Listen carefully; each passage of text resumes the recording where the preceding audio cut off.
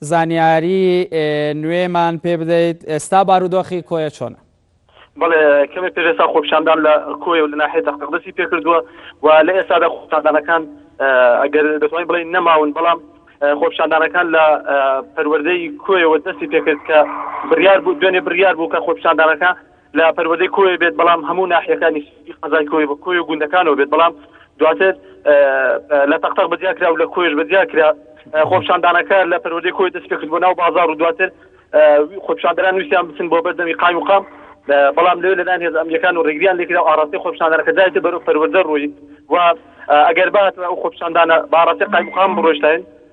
چونکە ڕێگای قایم و قام ڕاستە خۆ بەسەر ڕێگای تر دەچێتەوە ناوچەی پارتی دیموکراتی کوردستان بەڵام نەت خۆپیشاندانان لەلایەن هێز ئەمریکانەوە ڕێگەیان پێ نەدرا کە بەرەو قایم و قام بڕۆن جایەتر چون و